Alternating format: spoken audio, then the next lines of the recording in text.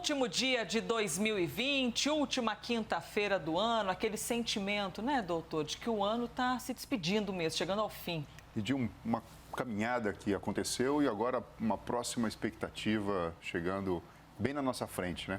Esperamos ter bastante saúde. Por isso que o doutor Fernando Gomes está sempre aqui com a gente todos os dias. Vamos lá, então. Este é mais um Correspondente Médico. Eu lembro que você pode participar usando a hashtag Correspondente Médico. Vai lá no Twitter, deixa sua pergunta e marca a gente com a hashtag que eu fico aqui de olho. Nessa véspera de Ano Novo, muita gente comemora a virada, faz um jantarzinho às vezes. Tudo bem que este 2020 é um ano de exceção, a gente está com tudo modificado, mas eventualmente encontra aquela pessoa que você ama, quer ficar junto, alguém da família, e acaba, doutor, brindando, né? Tomando às vezes um drink. Muita gente faz isso e por isso a gente traz esse assunto para a nossa conversa.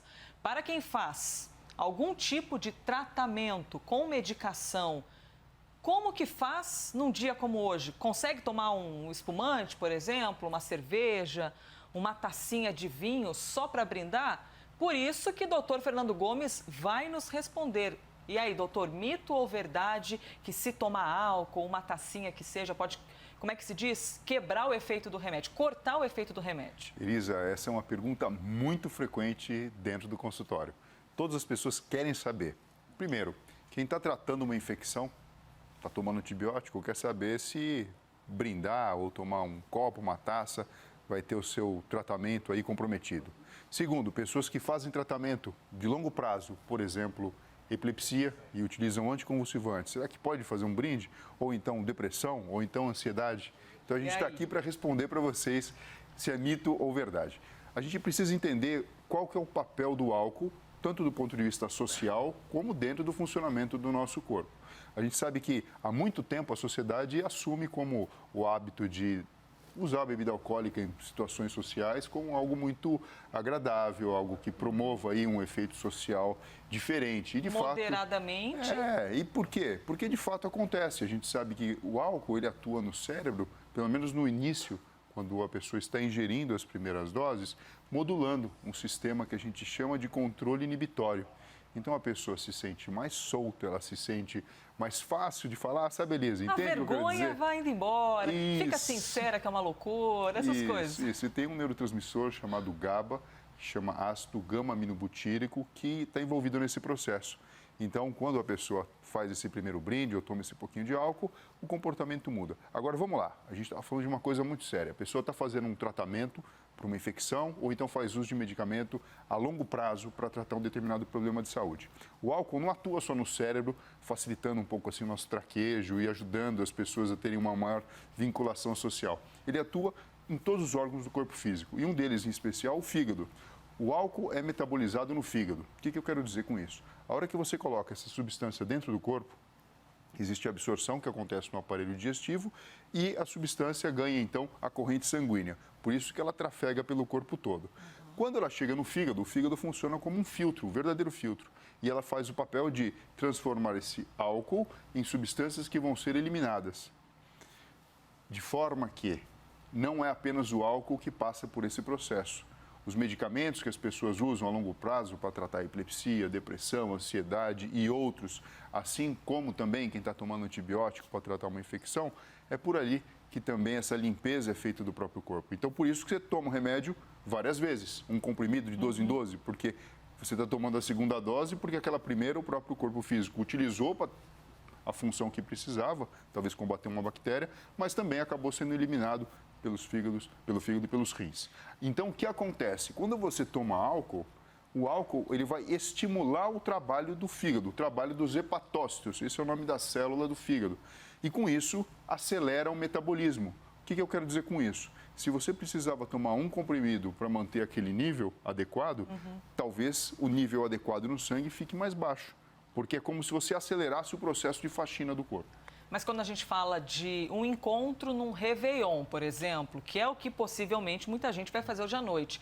Quando a gente fala de um drink, uma taça, ela também tem todo esse efeito ou a gente está falando no caso de um excesso de bebida? A gente fala no caso de um excesso de bebida. É lógico que simplesmente um brinde com muito bom senso, 1 ou 2 golinhos, é aquilo incapaz de modificar o metabolismo de qualquer pessoa. né? É lógico que tem pessoas que são mais sensíveis, tem pessoas que podem ter, na verdade, contraindicação de qualquer forma, ter contato com essa substância, mas não é o mais comum. A gente percebe aqui, olha, essa pergunta-chave, né? Álcool e antibiótico, posso? Poder você pode, mas não deve. Primeira coisa, o antibiótico, ele tem um determinado prazo que deve ser tomado para que ele combata as bactérias. Então, bactérias, enfim, fungos, depende do que você está tratando. Então, assim, se você bobeia diminuindo o nível do que ele deve estar no sangue, você, na verdade, facilita que o seu inimigo que você está lutando contra, para ter saúde, ganhe espaço. Então, é tudo que você não quer. Além do que custa dinheiro, né, Lisa? Sim, se você toma um comprimido para justamente ele ser jogado fora, então, enfim... Você vai jogar um pouquinho de dinheiro fora. Exatamente. Então, é como se diminuísse o efeito 100% do remédio no nosso corpo. Exato, mas não é que o álcool vai lá e anula isso aqui no sangue. Só reduz. Ele acelera o metabolismo que acontece no fígado. Então, entendendo o fígado como um filtro natural, você tomou um comprimido, o antibiótico fez efeito, e aí o fígado remove isso da corrente sanguínea, isso é natural, isso a gente ficaria para sempre, né, sob efeito das substâncias que a gente ingere. O álcool, sendo um acelerador, porque ele utiliza esse processo, ele faz com que a metabolização dos medicamentos seja mais rápida. Então, o que acontece, você deveria tomar um comprimido e, de repente, chega lá no nível 100, por exemplo, no sangue, já não vai bater no 100, vai bater ali no 80, no 70, e o efeito terapêutico do medicamento deixa de fazer efeito. Doutora, a gente tem dois exemplos. A pessoa que já faz o uso de um remédio de maneira contínua, que precisa tomar todos os dias, e também aquele que, de repente, está com um gripão, né? Está com uma gripe, pegou um resfriado e está tendo de tomar um antibiótico, que vai durar 7 dias o período. Nesse caso, para quem vai tomar por um período curto, é mais prejudicial, porque você está fazendo um tratamento só de 10 dias e ainda você corta o efeito do remédio, corta o efeito, né, popularmente dizendo. É pior ou, na verdade, é a mesma coisa? Assim, ó, do ponto de vista de funcionamento e metabolismo, é quase que a mesma coisa.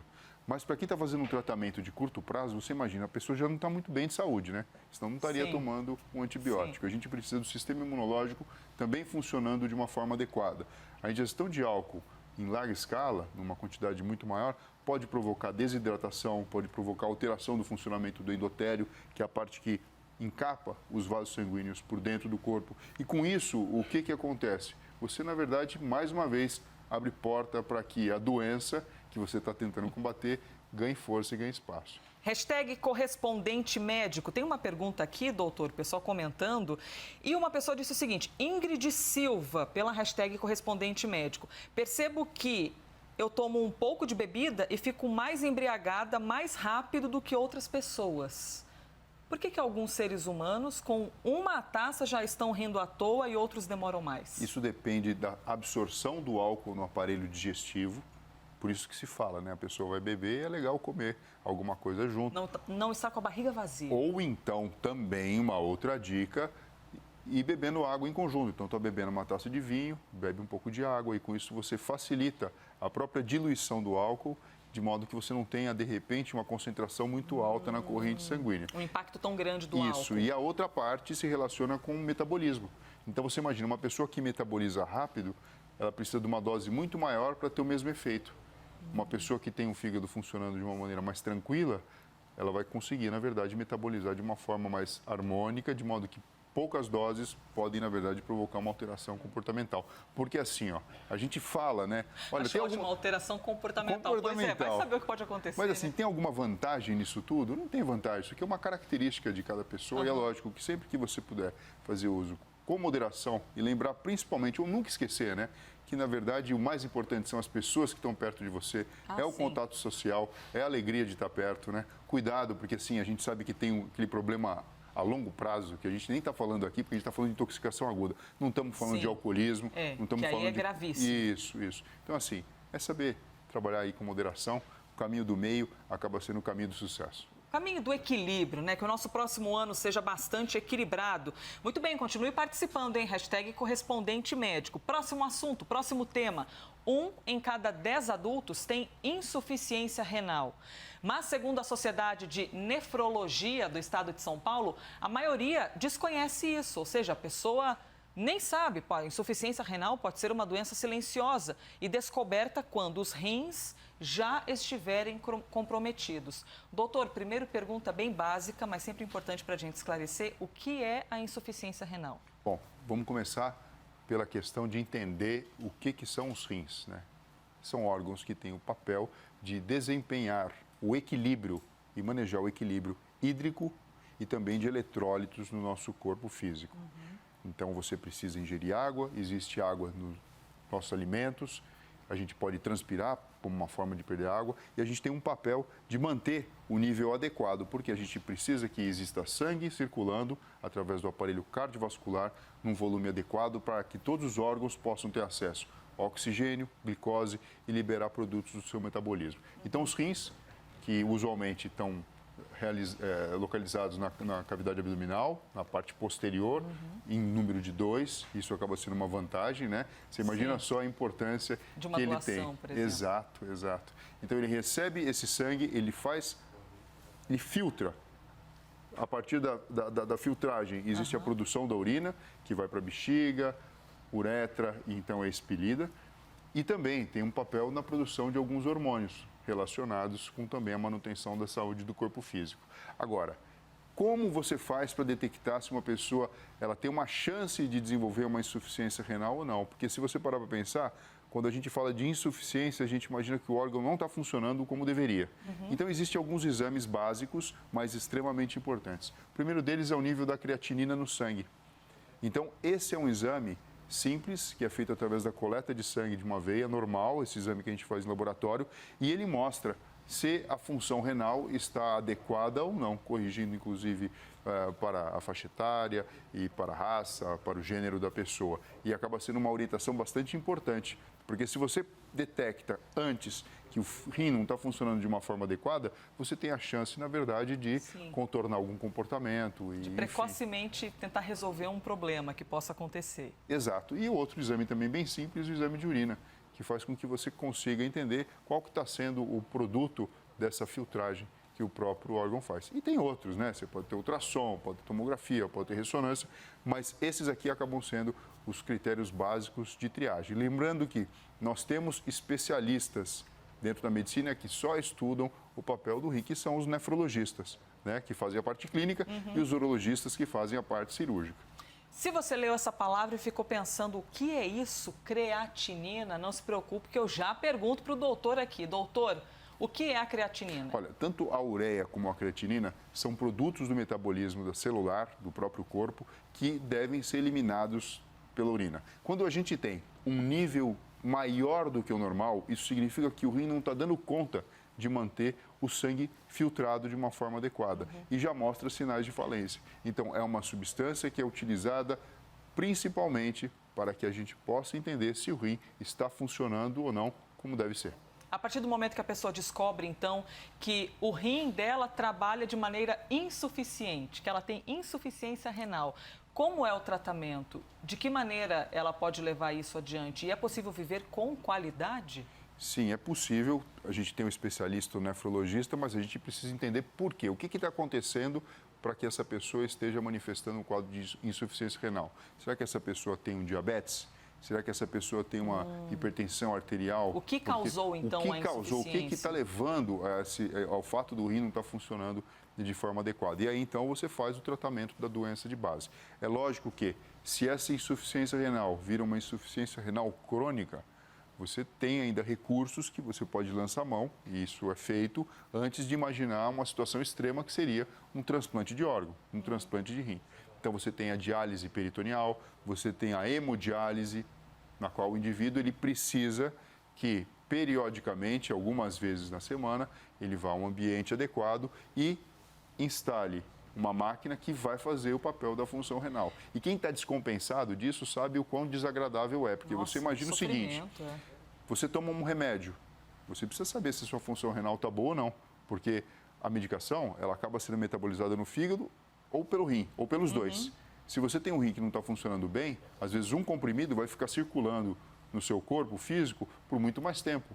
Então, você pode se intoxicar, se não souber disso, e tomar muito mais remédio do que o seu corpo suportaria. Todas as pessoas que têm problema nos rins, elas vão em algum momento precisar de um transplante? Vão precisar de um rim novo? Não necessariamente, mas quando se evolui para uma situação de insuficiência renal crônica, na qual você precisa então fazer hemodiálise e existe toda uma preocupação, uma logística de possibilidade do transplante renal, a pessoa então ela acaba sendo encaminhada para esse recurso terapêutico, porque assim, a hemodiálise funciona, ela funciona, só que ela acaba limitando demais a vida das pessoas.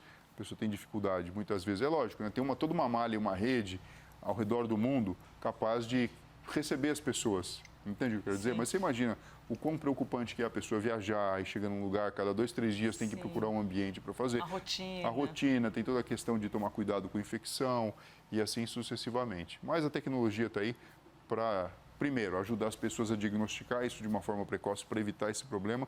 E segundo, se de caso precisar, que seja feito terapias como essa, para que seja feito com segurança, garantindo então uma qualidade de vida aceitável. Muito bem, explicadíssimo pelo Dr. Fernando Gomes.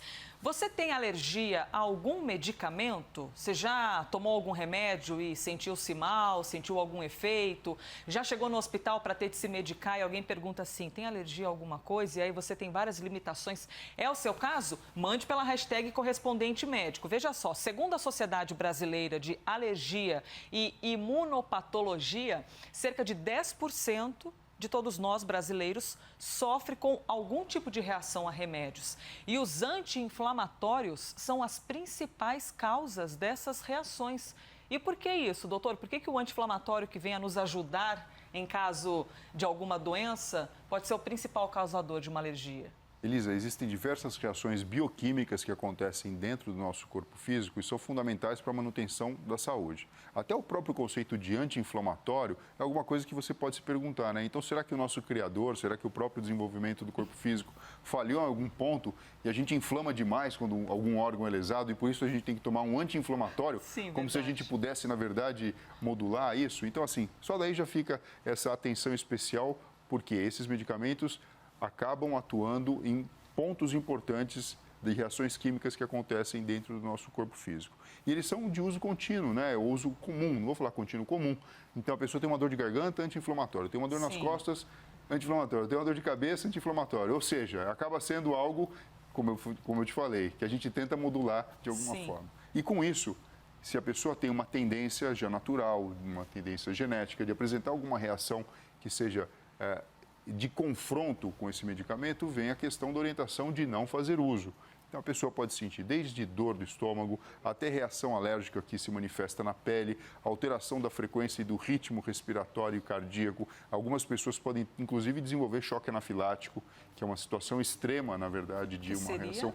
É uma situação em que você tem uma resposta imunolérgica tão potente que o indivíduo pode ter uma pressão baixa subitamente, entrar em falência cardiovascular. Algumas pessoas podem ter edema de glote, que na verdade é um inchaço que existe nas vias aéreas, impossibilitando a troca respiratória. Isso pode, inclusive, levar à parada cardiorrespiratória e à morte. Por isso que é tão importante a gente falar sobre isso. E por isso que sempre que um paciente é internado, ele sempre é questionado quanto a essa informação. Algumas pessoas, eles até andam na carteira com uma lista de remédios que não podem fazer uso. Tem gente que faz tatuagem. Isso. Para poder alertar, tatuagem com tipo sanguíneo, tatuagem dizendo sou alérgico a tal medicação, para evitar em algum momento, se precisar de um atendimento, estiver desacordado e não puder dizer, olha, por favor, esse aqui não pode, o pessoal tatua. Ou seja, um exemplo de que realmente faz mal para quem tem alergia. Exato. E é super importante a pessoa saber isso e alertar, né, e não fazer uso do medicamento se de fato já existe essa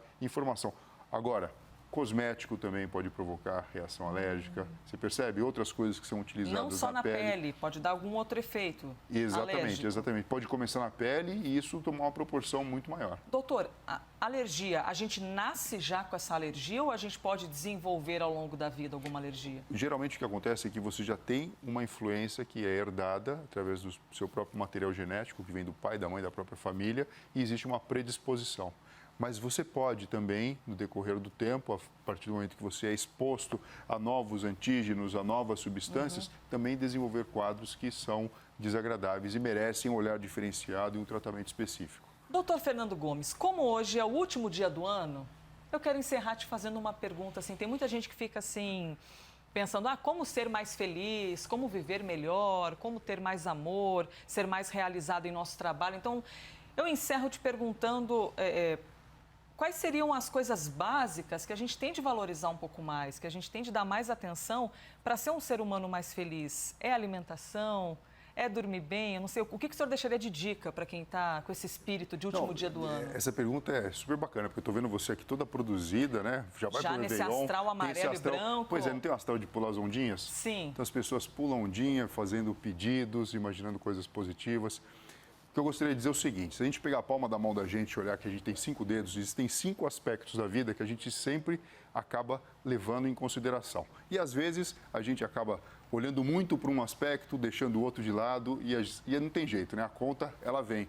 A gente tem um aspecto que se relaciona à saúde física, está falando aqui de medicina, né? Saúde física, mas também temos um relacionado à saúde financeira, o aspecto relacionado ao lazer, ao trabalho e aos estudos, e à família e aos relacionamentos. Então, para a gente ter uma vida mais plena, uma vida que a gente possa brilhar, é importante que quando você for pular ondinha, a gente fala isso brincando, né? For colocar seus lobos frontais, comer planejando, lentilha, isso. Imaginar que cada ponto da sua vida precisa ser levado em consideração.